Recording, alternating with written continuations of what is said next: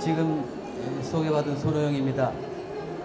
오늘 제가 당뇨병에 대해서 좀 몇 가지를 요약해서 갖고 왔습니다. 그래서 오늘 말씀드릴 내용은 당뇨병이 왜 중요하냐, 당뇨병의 치료는 최근에 어떻게 하고 있나, 그걸 요약해서 말씀을 드리겠습니다. 그래서 당뇨병의 문제점은 지금 현재 당뇨가 너무 환자분들이 많다는 거죠. 많고 너무 많아지고 있다는 거죠. 그래서 2006년도에 나온 데이터를 보면은 전 세계적으로 당뇨병 환자가 약 2억 4천만 명 정도 되는 걸로 알려져 있죠. 그런데 현재 전체 이런 2억 4천만 명의 당뇨 환자 중에서 약 한 70%가 아시아 태평양, 우리나라가 있는 아시아 태평양 지역에 주로 있다는 거죠. 이게 문제고, 당뇨병이 현재같이 쭉 많아지게 되면은 2030년경에는 한 3억 6천만 명이 될 것이다. 상당히 심각한 문제가 되고 있죠. 여기에다가 우리나라 경우를 보게 되면은 우리나라에서는 지난 한 30년간에 당뇨 환자 수가 한 8배 정도 아마 늘어났어요. 늘어났고 20세 이상 연령을 기준으로 해보게 되면은 20세 이상 우리나라 사람들 중에서 당뇨병이 약 한 전체 인구의 한 7.7%입니다. 그렇게 되면 현재 당뇨 환자가 한 400만 명으로 생각할 수 있거든요. 현재 한 400만 명 있을 걸로 추정이 되고 매년 당뇨 환자분들이 20만 명씩 늘어나고 있다는 겁니다. 이런 식으로 계속 늘어나게 되면은 앞으로 한 20년 후에는 당뇨 환자가 한 700만 명 이상이 될 것이다. 이렇게 되면은 우리나라 사람 20살 이상 되는 사람 중에서 7명 중에 1명이 당뇨병이 될 것이다. 아마 그렇게 생각이 됩니다. 상당히 심각한 문제죠. 거기에다가 또 하나 문제점이 당뇨 환자분들이 당뇨가 있는데 진단되지 않은 사람들이 현재 당뇨 환자들의 한 30% 이상 된다 그래요. 그렇게 되면 현재 한 400만 명 이상 당뇨가 있다고 생각하면 30%면 한 120만 명 정도가 지금 당뇨가 있는데 진단이 되지 않은 사람들이죠. 그렇게 되면은 한 500만 명 이상이 아마 당뇨 환자가 될 것이다. 아마 그렇게 생각을 합니다. 거기에다가 또 하나 큰 문제가 2005년도에 발표된 우리나라 사람들의 사망 원인을 보게 되면은 제1위가 암입니다. 2위가 뇌혈관 질환, 3위가 심장, 자살, 당뇨병이 5위의 사망 원인에 들어가 있죠. 그런데 여기서 한 문제점은 뇌혈관 질환이나 심장 질환이 있는 사람들의 상당수가 당뇨병 때문에 뇌혈관 질환이나 심장 질환이 생긴 거죠. 당뇨병으로 돌아가시는 분들의 한 70%가 왜 돌아가셨냐 보면은 결국은 뇌혈관이나 심장 질환으로 돌아가시는 거거든요. 그렇게 되면은 당뇨병이 사망 원인의 2위, 3위가 될 것이다. 아마 그렇게 생각을 하는 거죠. 상당히 심각한 문제라고 생각이 되죠. 거기에다가 또 하나 당뇨병이 큰 문제가 되는 이유가 우리나라에서 현재 건강보험심사평가원에서 나온 결과를 보게 되면은 우리나라 전체 의료보험 비용의 한 20%가 3조 3천억입니다. 당뇨 환자들이 전체 의료보험 비용의 20%를 차지하고 있다는 거죠. 그러니까 당뇨병에 들어가는 의료 비용이 전체 의료보험의 20%를 차지한다는 거죠. 상당히 심각하죠. 이렇기 때문에 당뇨가 상당히 문제가 많다. 그렇게 여러분들이 생각하셔야 되고요. 또 최근에 나온 통계를 보게 되면은 당뇨병 때문에 다리를 절단하는 사람들 있지 않습니까? 다리를 절단하는 것이 당뇨 없는 사람에 비해서 한 10배 정도 당뇨병 때문에 다리 절단하는 게 전체 절단하는 환자들의 한 50%가 당뇨 때문에 족부를 절단하게 된다는 심각한 이야기가 되죠. 거기에다 또 말기 신부전증으로 인공신장기라든가 신장 이식을 하는 분들이 있죠. 그런 분들의 절반 이상이 당뇨병입니다. 그러니까 당뇨병 때문에 그 말기 심부전증이 된 거죠. 그러니까 이걸 보더라도 그 전체 심부전증 환자의 그 절반 이상이 당뇨병 때문에 그 말기 심부전증이 됐다. 뭐 그렇게 생각하시면 또 중요한 점이 지적될 수 있고요. 이런 여러 가지 이유로 그 당뇨병이 심각하다. 뭐 저희가 생각을 해야 되겠고요. 그럼 당뇨병을 그 어떻게 진단을 해야 되겠느냐? 그걸 제가 잠깐 말씀을 드리게 되면은 그 당뇨병을 먼저 진단을 하려면은 어떤 사람이 당뇨병이 잘 걸리겠느냐? 뭐 그걸 저희가 생각을 해야 됩니다. 그래서 우리나라 사람들은 나이가 40세 이상이 되면은 1년에 한 번 이상은 당뇨 검사를 꼭 받으셔야 됩니다. 근데 나이가 40세가 되지 않고 30세만 되더라도 당뇨병이 걸릴 소질이 많은 사람들은 1년에 한 번씩 당뇨병 진단을 받아야 되죠. 그럼 어떤 사람이 당뇨병이 잘 걸릴 수 있겠느냐?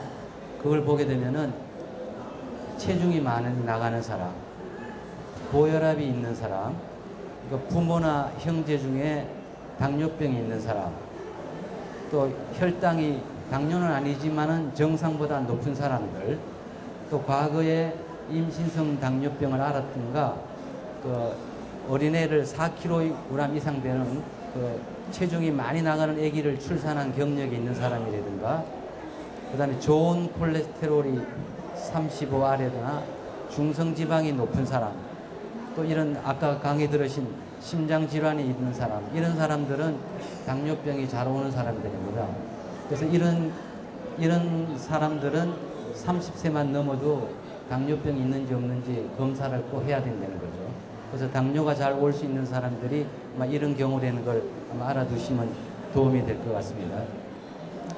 그래서 당뇨병을 정확하게 진단하려면은 공복에 그 피를 뽑아서 공복 혈당이 126이 넘으면은 당뇨병입니다.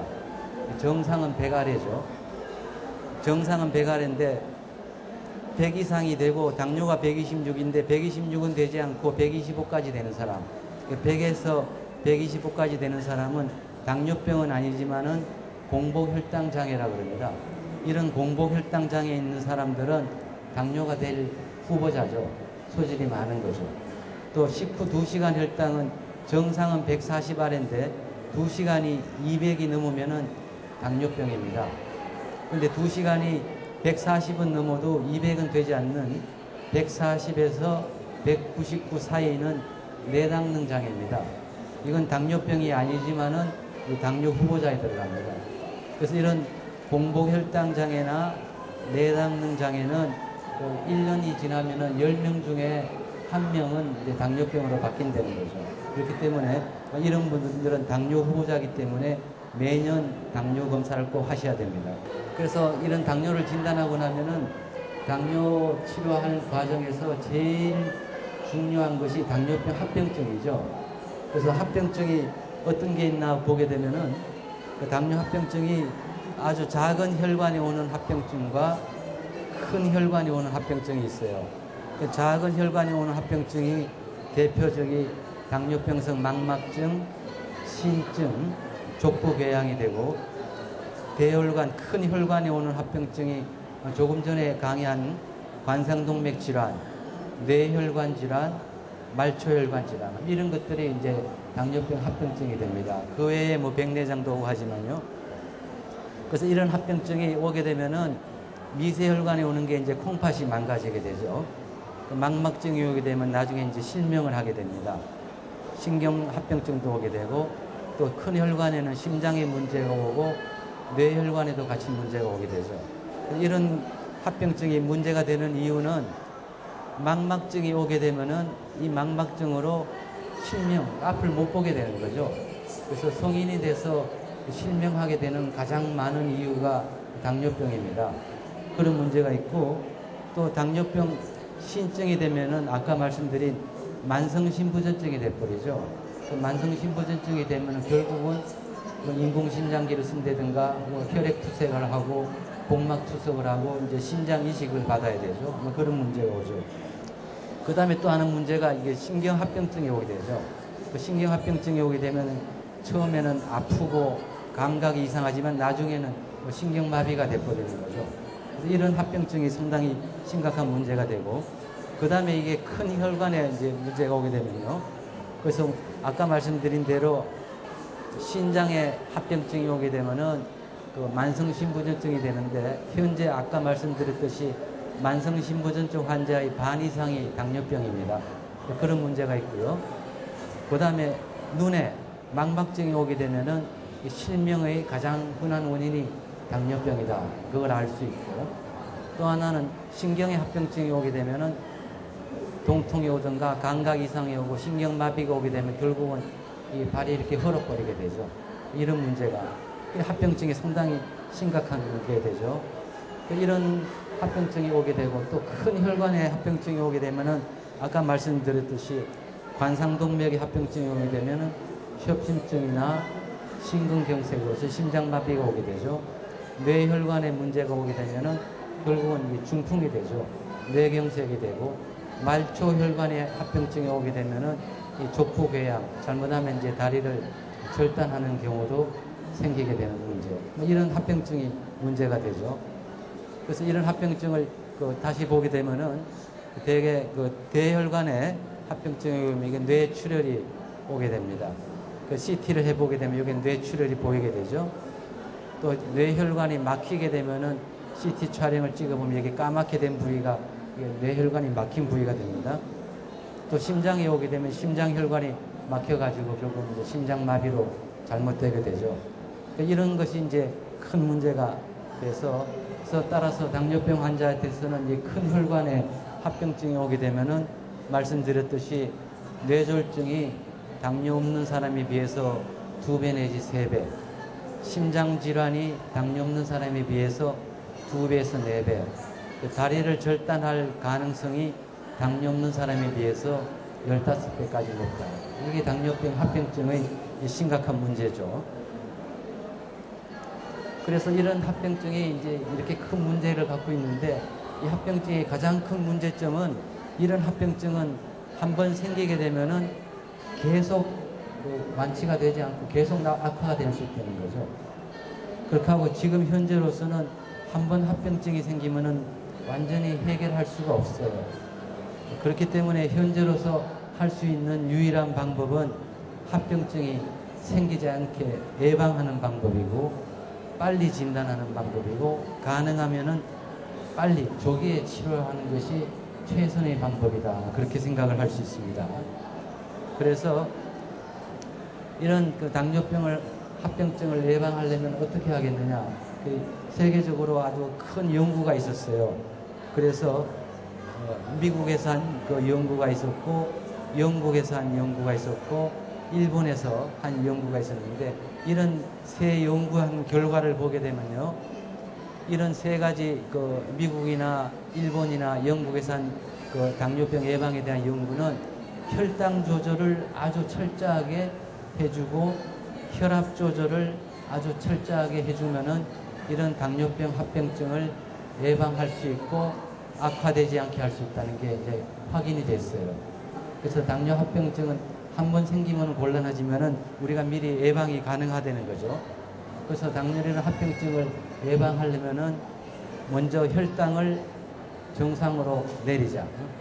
당화혈색소를 정상으로 내리도록 노력을 하자는 거고, 콜레스테롤이나 중성지방도 정상으로 유지하자.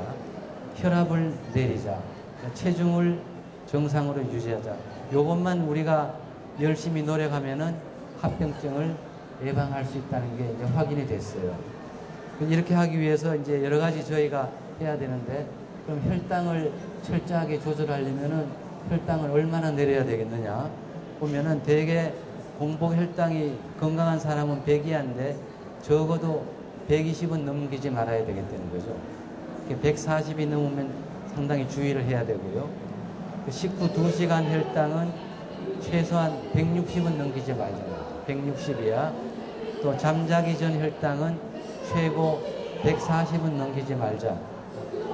당화혈색소는 6.5%를 넘기지 말자.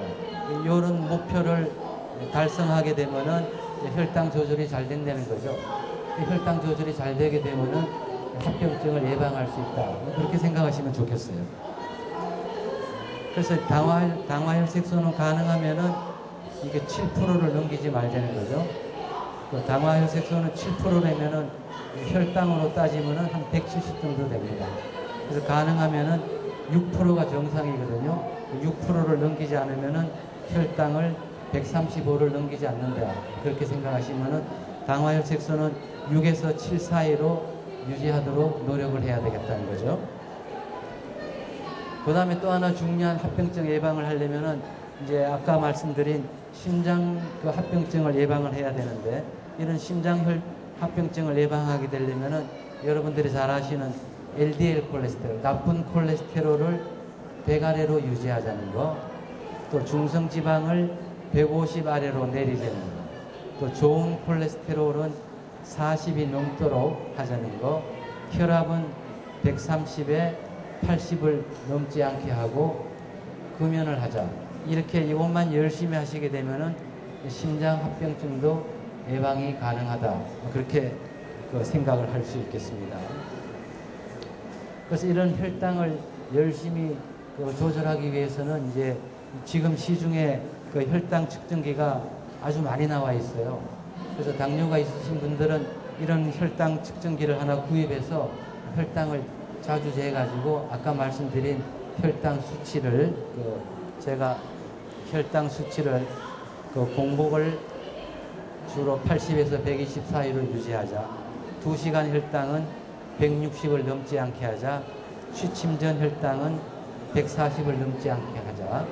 당화혈색소는 6.5%를 넘지 않게 하자. 이게 여러분들이 노력해야 될 목표가 되죠. 그래서 이런 혈당기를 이용해서 내 혈당이 어느 정도 되는지를 수시로 자주 재볼 수가 있죠. 자주 재가지고 이제 집에서 혈당을 가능하면은 식전, 식후를 번갈아 가면서 아침 식전이 얼마냐, 아침 식후가 얼마냐, 또 그 다음 날은 점심 식전이 얼마냐, 점심 식후가 얼마냐, 그 다음 날은 저녁 식전, 저녁 식후, 그 다음 날은 잠자기 전 혈당 검사를 자신이 스스로 할 수 있거든요. 해가지고 내 혈당이 지금 어떻게 조절되고 있는지를 확인할 수가 있겠어요. 그래서 이제 이런 식으로 이제 당뇨병을 치료하게 되면은 저희가 당뇨병 치료하는 원칙이 첫째가 식사요법, 운동요법, 약물요법으로 크게 이 세 가지로 나눌 수가 있겠죠. 그래서 이걸 제가 차례대로 간단하게 말씀드리게 되면은 우리가 할 수 있는 식사요법, 운동요법, 경구약제, 알약입니다. 약물요법, 또 약물을 여러 가지를 같이 쓰는 방법, 인슐린 주사 치료하는 방법, 요 네 가지 방법을 이제 저희가 현재 하고 있죠. 그래서 이론적으로는 혈당이 180이 넘지 않으면은 식사와 운동요법, 공복 혈당이 180에서 250 사이에는 약물요법을 하고 250에서 넘으면은 한 가지 약제로 되지 않기 때문에 두 가지 이상의 약제를 쓰고 300이 넘으면 인슐린을 써야 되겠다. 이게 일반적인 원칙인데 요즘은 이것을 단계별로 하지 않고 혈당에 180만 되더라도 인슐린 치료를 할 수가 있어요. 또 혈당이 180이 넘지 않아도 약물 치료를 할 수 있어요. 그 말은 시간을 끌지 말고 조기에 빨리 혈당을 정상으로 내리자는 거죠. 그렇기 때문에 식사요법하고 안 되면 약물요법하고 안 되면은 여러 가지 약을 쓰고 안 되면 주사를 쓰는 게 아니라 처음부터 약도 쓰고 주사도 쓰자는 거죠. 그래서 가능하면 빨리 혈당을 단기간 내에 정상에 가깝게 내리도록 하자는 것이 요즘 목표입니다. 그러니까 절대 치료를 연기하지 말자, 그렇게 말씀드리고 싶어요. 그래서 약물요법을 하게 되는 경우에도 여러분들이 약물을 아무 약이나 쓸 수 없고 현재 우리가 사용하고 있는 약이 여러 가지 작용이 아주 다양하게 있어요. 그래서 어떤 약은 인슐린 분비를 많이 나오게 하는 약이 있고 어떤 약은 우리 장에서 포도당 흡수를 억제하는 약이 있고 또 어떤 약은 간에서 포도당을 못 만들게 하는 약도 있고요.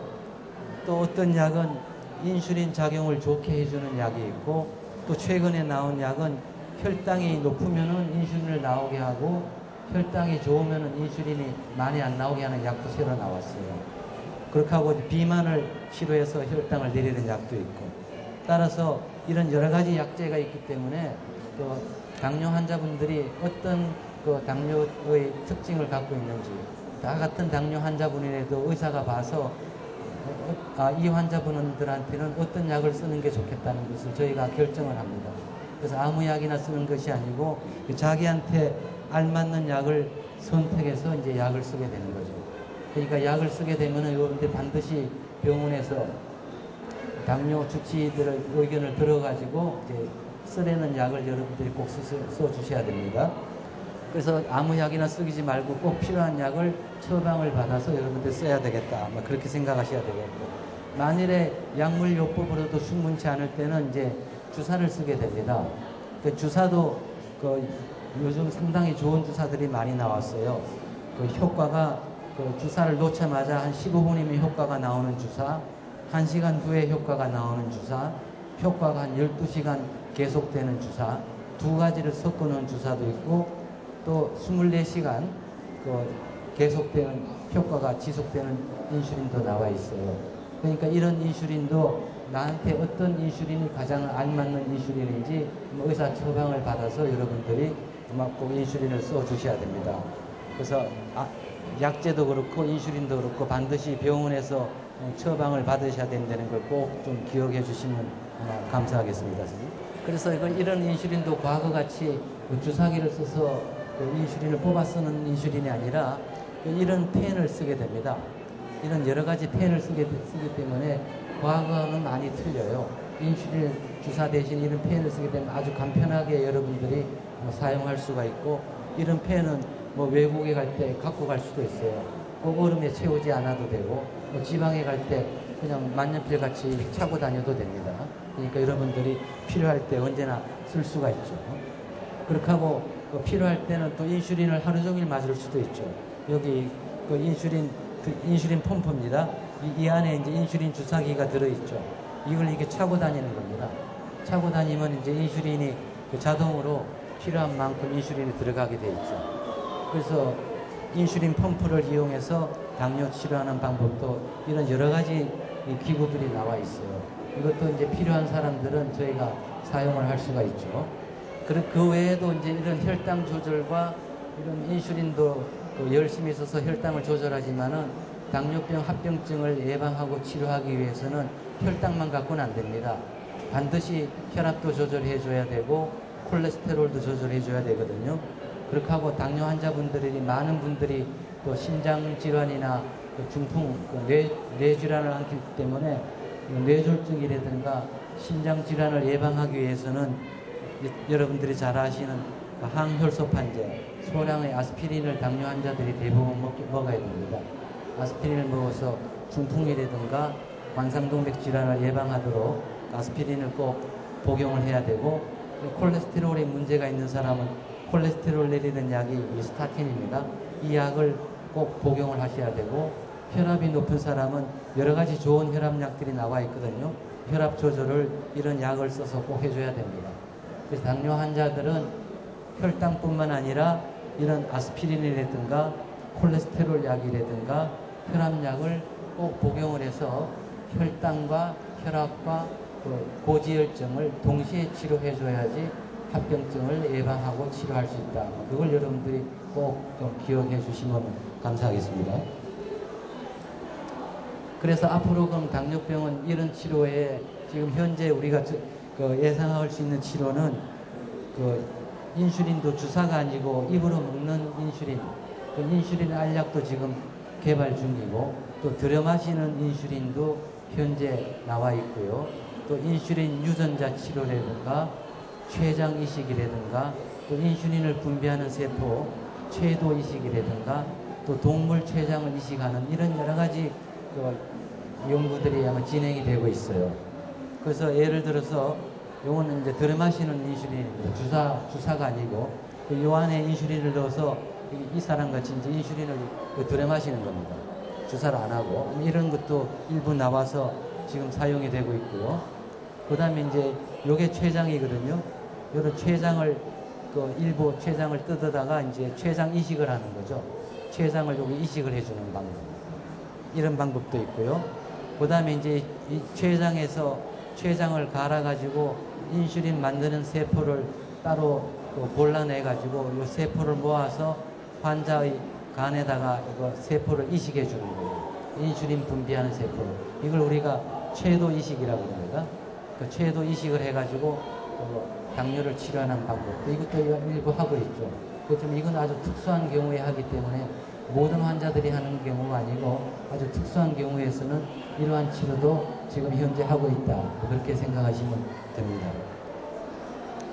그래서 이렇게 지금 말씀드린 것이 이런 식으로 당뇨병을 치료하고 합병증을 예방하는 게 가장 중요한데, 더 중요한 것은 아예 당뇨병이 생기지 않게 예방을 하는 게 사실은 제일 중요합니다.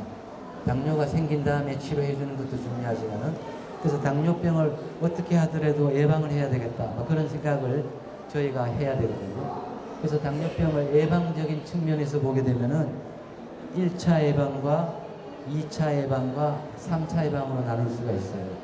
1차 예방은 당뇨병이 생길 소질이 많은 사람한테서 아예 당뇨병이 생기지 않게 예방을 해주는 거죠. 그게 1차 예방이고, 2차 예방은 당뇨병은 이미 생겼지만은 합병증이 오지 않게 해야 되겠다.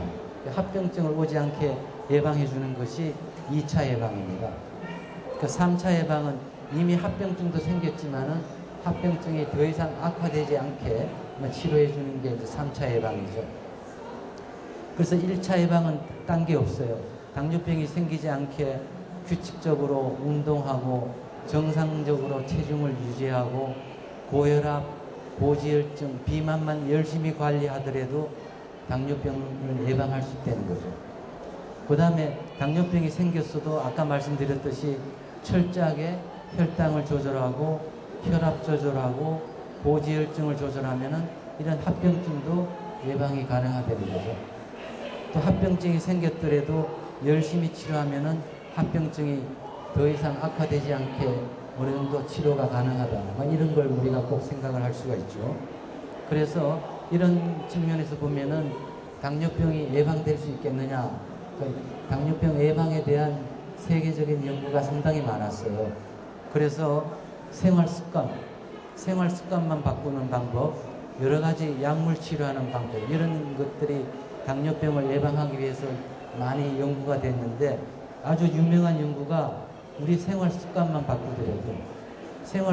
바꾸더라도 당뇨를 한 58%, 절반 이상은 예방이 가능하다는 거죠. 그 당뇨병 소질이 많은 사람도 우리 생활 습관만 바꾸더라도 50% 이상은 당뇨병 예방이 가능하다. 그게 확인된 거죠. 상당히 중요한 사실입니다. 그래서 당뇨병은 예방될 수 있다. 그렇게 생각하셔도 좋습니다. 그래서 당뇨병을 예방하는데 가장 중요한 예가 대사증후군이라고 들어보셨죠, 여러분들? 대사증후군이 상당히 당뇨병 예방에 전형적인 예가 됩니다. 그래서 이런 대사증후군이 뭐냐 그러면요, 대사증후군이란 것은 비만이 오고 고지혈증이 오면서 당뇨병과 고혈압이 같이 오는 거죠. 그렇게 하고 심장질환이 같이 오는 병입니다. 그래서 비만하고 고지혈증이 있고 당뇨병이 있고 고혈압이 오고 심장질환이 오는 병들이 대사증후군이다 생각하시면 돼요. 따라서 대사증후군을 찾아내서 대사증후군을 예방하면은 당뇨병도 예방할 수 있다. 심장질환도 예방할 수 있다. 그렇게 생각할 수 있죠. 그래서 이런 대사증후군이란 게 뭔가 잠깐 말씀을 드리면은, 대사증후군은 스트레스가 많다든가 과식을 한다든가 체중이 많이 나가는 사람, 이런 사람들이 운동이 부족하면은 복부 비만이 오게 되잖아요. 복부 비만이 오게 되면은 인슐린 저항성이란 게 오면서 이제 대사증후군이 오는 겁니다. 그러니까 대사증후군은 내당능장애나 당뇨병, 동맥경화, 심장질환, 고혈압, 이상지혈증, 이런 게 한꺼번에 오는 것이 이제 대사증후군입니다. 그래서 대사증후군을 예방하면은 이런 당뇨병도 예방이 되고 심장질환도 예방되고 고혈압도 예방이 되고 이상지혈증도 예방이 된다. 그렇게 생각할 수 있죠. 그래서 이런 대사증후군을 예방을 하려면은 이제 대사증후군을 진단할 수가 있어야죠. 그래서 대사증후군을 진단하는 방법은 우리나라인 경우에 허리 둘레가 남자가 허리둘레가 90cm 이상이 되든가 여자 허리둘레가 85cm 이상이 되든가 혹은 병원에서 피검사를 해서 중성지방이 150이 넘든가 또 HDL 콜레스테롤이라고 병원에서 검사가 됩니다. 이거 좋은 콜레스테롤인데 남자가 HDL 콜레스테롤이 40이 못 되든가 여자가 HDL 콜레스테롤이 50이 못 되든가 아니면 혈압이 130에 85 이상이든가 혈당이 100 이상이든가 그러니까 비만이 있든가 중성지방이 높든가 HDL 콜레스테롤이 낮든가 혈압이 높든가 혈당이 높든가 이 5가지죠. 이 5가지 중에서 3가지 이상을 가지고 있으면은 대사증후군으로 진단할 수가 있어요. 그래서 이런 5가지 중에서 3가지가 들어가는 사람은 대사증후군이죠. 이런 대사증후군으로 진단되는 사람들은 대사증후군을 열심히 치료하면은 당뇨병이라든가 고혈압이라든가 심장질환이라든가 그게 예방이 가능하다는 거죠. 그래서 이제 내가 대사증후군인가 아닌가 그걸 꼭 우리가 스스로 진단해 볼 필요가 있죠. 그래서 이런 대사증후군이 우리나라에서는 얼마나 되겠느냐. 저희 대학에서 이제 충주에 사시는 분 한 5,300명을 대상으로 조사를 해봤어요. 그 조사를 해보니까 그 충주에 있는 사람들 전체에서 34%가 대사증후군입니다. 남자는 26%, 여자가 40%. 그러니까 여자의 경우에는 충주시에 사시는 분들이 10명 중에 4명이 대사증후군, 남자들은 10명 중에 한 3명 정도가 대사증후군에 들어간다는 거예요. 그러니까 상당히 심각하죠. 여기 계신 분들 중에서도 아마 다 조사해보면 대사증후군이 아마 꽤 있을 것 같아요. 그죠? 그러니까 대사증후군은 상당히 중요한 질환이죠. 그래서 이런 대사증후군이 이제 왜 오는지를 우리가 간단하게 생각해 보면 아까 말씀드렸듯이 유전적인 것도 있지만은 많이 먹고 운동 제대로 안 하고 뚱뚱해지면은 대사증후군이 오는 겁니다.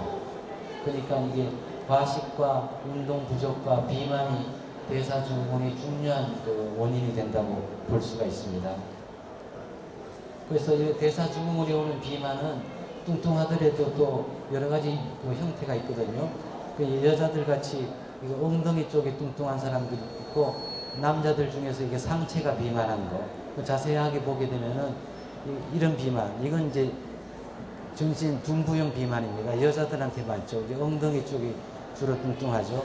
반대로 남성형 비만은 이제 복부형 비만 이게 배만 나오는 거죠. 이게 복부. 그러니까 복부형 비만이 대사증후군이 주로 오는 겁니다. 배만 볼록 나온 사람들이 있죠. 전체적으로 뚱뚱하지 않더라도 배만 나온 사람들이 이제 복부 비만 이런 사람들이 주로 이제 대사증후군이 잘 온다. 그렇게 생각하시면 되죠.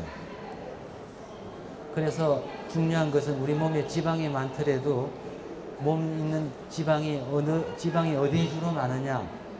복부에 지방이 많다. 이게 제일 중요한 내용이죠. 복부 비만이 제일 나쁜 것이다. 그렇게 여러분들이 생각하시면 되죠. 그래서 이런 대사증후군을 열심히 치료하면은 당뇨라든가 고혈압이라든가 심장질환의 예방이 가능하다. 어떻게 치료하겠냐? 여러분들이 다 아시는 겁니다. 혈당, 그 다음에 지질농도, 위험인자 치료인데 그걸 자세하게 보게 되면은 복부 비만 치료하는 것은 여러분들이 이미 잘 알고 계시죠. 식사요법은 규칙적으로 하자. 적어도 일주일에 4번 이상 운동을 하자. 걷기 운동을 한다 그러면은 일주일에 4번 이상은 30분 이상 조금 빠른 걸음으로 걷자는 거죠. 열심히 걷자는 거고. 그 다음에 폭식하지 말고 밤에 야식하지 말고 가능하면 간식을 피하자. 여러분들이 다 아는 내용입니다. 실천하기가 어려운 거죠. 이게 상당히 제일 중요한 내용입니다.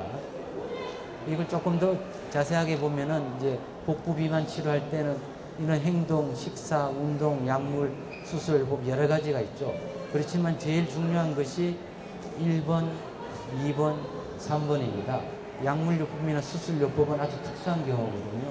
그 1, 2, 3번이 여러분들이 꼭 실천하셔야 될 내용이거든요. 그럼 어떻게 하겠느냐? 다 잘 아시는 내용입니다. 규칙적으로 식사하자. 저녁을 적게 먹자. 간식을 줄이자. 천천히 먹자. 먹는 회식을 줄이자. 술을 먹지 말자. 이건 여러분 잘 아는 거죠. 이것만 실천하더라도 아주 중요한 거죠. 대사증후군이고 혈압이고 당뇨고 다 예방이 가능하죠. 그래서 체중을 줄이려면은 그 목표를 대개 일주일에 한 500g에서 1kg만 줄여도 좋아요. 그래서 체중을 줄일 때 대개 한 3개월이나 6개월, 한 6개월 사이에 자기 체중의 한 5%에서 10%만 줄여도 성공입니다. 그래서 체중 감량이 이렇게 중요하거든요. 그래서 1년에 한 10%만 줄여도 성공적으로 체중 감량했다. 그렇게 생각하실 수가 있어요. 그래서 이걸 줄이는데 제일 중요한 게 역시 운동이거든요. 운동이 상당히 제일 중요합니다. 운동하고 식사요법이 제일 중요한데, 예를 들어서 그 식사요법과 운동요법이 항상 같이 해야 되는 게 중요하다는 의미는 그 밥 한 공기가 되게 300칼로리거든요. 그 밥 한 공기 먹고 밥 한 공기에 들어간 칼로리를 이걸 빼려면은, 운동을 해서 빼려면은 한 10리를 달려야 됩니다. 그러니까 한 4km를 달려야지 밥 한 공기 먹은 걸 우리가 소모할 수가 있다는 거죠. 그 다음 예를 들어서 콜라를 이제 한 깡통, 한 캔 250, 콜라를 한 캔 먹으면, 콜라 하나 먹었을 때 칼로리가 100칼로리인데 이걸 빼려면은 테니스를 한 12분을 해야 됩니다. 그러니까 우리가 음료수 한 잔 마시려면은, 마시고 운동하려면은 그만큼 대가가 큰 거죠. 예를 들어서 여기 보면은 아이스크림 한 개가 220칼로리거든요. 아이스크림 하나 먹은 칼로리를 빼려면은 배구를 한다면은 1시간을 넘게 배구를 해야 돼요. 아이스크림 하나 먹으려면은 배구를 한 1시간 10분을 해야지 아이스크림 하나 먹은 걸 우리가 소비할 수가 있어요. 그만큼 먹는 게 중요하다는 거죠. 라면 하나 먹었다. 라면 하나가 되게 500칼로리 가거든요. 라면 하나 먹은 걸 빼려면은 탁구를 한다면은 1시간 반을 탁구를 해야 돼요. 그래야지 라면 하나 먹은 걸 뺄 수가 있어요. 그러니까 라면 먹고 아이스크림 하나 먹고 운동 안 하고 잠자고 하면은 그게 다 어디로 가겠습니까? 그죠? 전부 다 체중으로 가거든요. 그러니까 먹는 게 제일 중요하고 그 다음에 운동입니다. 그 맥주 하나, 생맥주 하나 먹어버리면은 이거 175칼로리거든요. 이거 빼려면은 자전거를 이렇게 18분, 20분을 타야지 빠지는 겁니다. 그러니까 여러분들이 그 식당에 가서 밥 잘 먹고 맥주 한 잔 마시고 나오면서 아이스크림 하나 먹었다. 그러면 그거 어떻게 되겠어요? 그러니까 엄청난 칼로리죠. 그렇기 때문에 그 식습관을 바꾼다는 게 얼마나 중요한지 몰라요. 그걸 갖다가 꼭 우리가 실천을 해야 되겠다는 거죠. 그 다음에 이제 평소에 또 우리가 운동이라 그래서 산에 가고 골프하고 테니스하고 축구하는 게 운동이 아니라는 거죠. 평소에 우리가 운동을 많이 하셔야 돼요. 그래서 집안에서도 집안일 많이 하는 것도 아주 좋은 운동이 되는 겁니다. 그러니까 우리가 차를 세우더라도 자기가 가는 그 장소보다도 주차를 멀리 하는 거죠. 그래서 여기 오실 때 차를 갖고 오셨으면은 여기서 제일 먼 자리에다가 차를 세워놓고 오시면 걸어오시는 게 좋잖아요. 그죠? 또 제일 지하 3층에다 차를 세우면 제일 좋죠. 제일 많이 걸어야 되니까. 그렇게 하고 자동차보다는 버스 타고 지하철 타는 게 훨씬 더 유리하죠. 그리고 엘리베이터보다는, 에스컬레이터보다는 2, 3층은 계단 이용하는 게 제일 좋잖아요. 그렇게 하고 여러 가지 일하고, 텔레비도 이렇게 왔다 갔다 하면서 보자는 거죠. 텔레비도 리모컨을 쓰지 말고 채널도 가서 돌리라는 거죠. 그렇게 하면은 조금이라도 더 움직이자는 거죠. 그래서 요즘은 그 운동요법이 아니라 무브먼트라 그래요. 많이 움직이기 운동을 하자는 거죠. 조금이라도 더 많이 움직이자. 그게 좋다는 거죠. 수시로 자꾸 움직이는 거죠. 이런 걸 실천하게 되면은 좋다는 거죠. 그래서 우리가 눈에 보이지 않게 운동할 시간이 없다. 이렇게 하지 말고 평소에 이렇게 많이 하게 되면은 좋은 운동이 될 수 있다. 그렇게 생각할 수가 있어요. 그 다음에도 아까 말씀드렸듯이 또 당뇨가 잘 오는 후보자 있죠. 혈당은 좀 높지만은 당뇨가 아닌 사람들. 이런 사람도 결국은 식사 운동요법이 제일 중요해요. 이런 약도 물론 있지만 이건 의사 처방을 받아야 돼요. 그래서 식사 운동 요법에 여러분들이 좀 생각을 바꿔줬으면 좋겠다. 그런 부탁이고. 그 다음에 아까 말씀드렸듯이 고혈압에 대해서도 요즘 좋은 약들이 많거든요. 그 약을 쓰게 되면은 이 정도 혈압은 얼마든지 내릴 수가 있어요. 근데 여러분들이 또 오해하고 있는 것이 혈압이 높은지 알면서도 그 흔히들 말씀하시는 게 혈압약은 한 번 먹으면 끊을 수가 없대더라. 그 혈압약 오래 먹어서 좋을 게 없으니까 가능하면은 뭐 나중에 먹자 그런 생각을 갖는데 절대 그렇지 않아요. 그 고혈압이 있으면은 망설이지 말고 빨리 먹어야 됩니다. 하루라도 빨리 평생이라도 먹으셔야 돼요. 내가 평생 중풍이 안 와야 되잖아요. 그죠? 내가 평생 심장마비가 안 와야 되거든. 그렇기 때문에 혈압약 먹어서 위가 나빠지면 어떡하느냐, 간이 나빠지면 어떡하느냐. 그 걱정하다가 중풍 걸리고 심장마비 오면 어떡합니까? 그죠? 그런 식으로 걱정하면은 비행기 떨어지면 어떡하느냐. 그럼 비행기 못 타는 거죠. 교통사고 나면 어떡하느냐.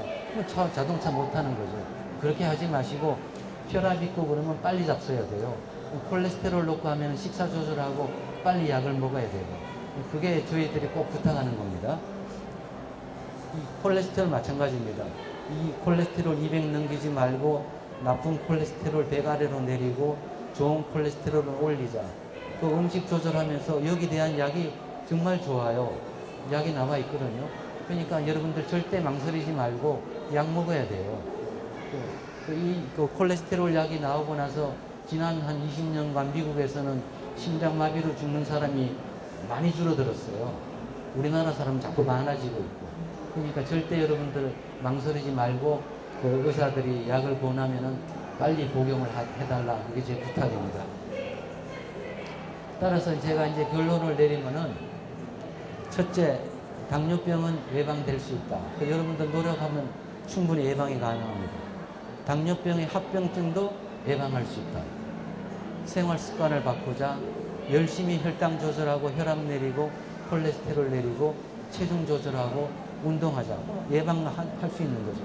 그러니까 여러분들은 당뇨병은 예방될 수 있다. 합병증도 예방될 수 있다. 이걸 꼭 기억해 주셔야 됩니다. 대사증후군, 당뇨병도 오고 심장질환도 오지만 대사증후군 원인은 복부 비만이다. 복부 비만은 예방할 수 있다. 생활 습관만 바꾸면 예방할 수 있다. 여러분들 그렇게 생각하시면 돼요. 따라서 대사증후군도 예방할 수 있고 대사증후군이 예방할 수 있으면 당뇨병도 예방할 수 있고 당뇨병을 예방할 수 있으면 중풍도 예방할 수 있고 고혈압도 예방할 수 있고 심장마비도 예방할 수 있다. 여러분 그렇게 생각하시면 되는 거죠. 그게 꼭 오늘 여러분들한테 제가 드리고 싶은 말씀입니다. 고맙습니다.